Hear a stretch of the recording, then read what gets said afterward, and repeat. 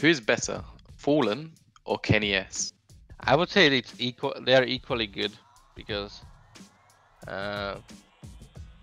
it's completely two different players. One is an AWPer and in-game leader at the same time, and I would value that FalleN is better than kennyS because FalleN led the team to win majors, and at the same time he was putting up some insane numbers. He was many times MVP of the team and stuff like that. kennyS has some insane highlights. Also, he is playing insane CS with the AWP, and individually he's probably a little bit better than FalleN. But if I should value who's the better, then I have to say FalleN for sure. Okay, if you could ask to me this question like maybe a couple of years ago, maybe I could just say FalleN. But why I'll say kennyS because he's more younger and he has more future than FalleN, as people can think also. That's why I'm giving more credit to kennyS for this question. But of course, there's a legendary player is FalleN, which is like everybody's idol as an AWPer. But if it's back in the days, if they are performing well, I would say FalleN, but they haven't show up lately. That's why I will go for kennyS. FalleN is better. His IGL and his up skills were just too good from all the way back then to now. Who's better, FalleN or kennyS? I would say FalleN. I think he's a great AWPer and a great player overall.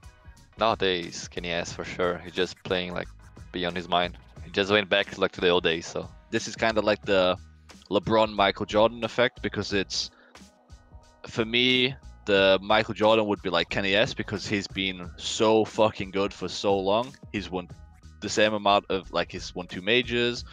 He's literally been one of the top AWPers in the world every single year since CS has been released. Kind of like Michael Jordan was like one of the best.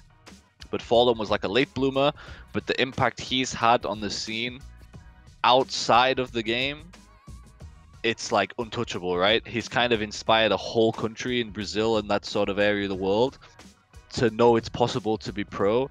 And that kind of, to me, has the same impact as winning a major. Like, winning a major is cool and all that, and like, of course, we live one life, so it's nice to have loads of money. But if you could inspire X amount of people, for me, that's worth as much money as you can have in your bank account. If you can inspire 25,000 people to think there's hope and stuff like that, and they fully believe in you, to me, that's cooler than 100k in your bank.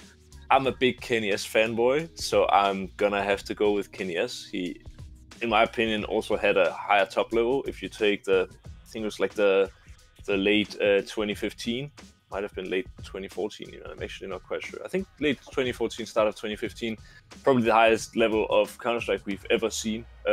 Probably only rivaled by Simple in, I think, 2018.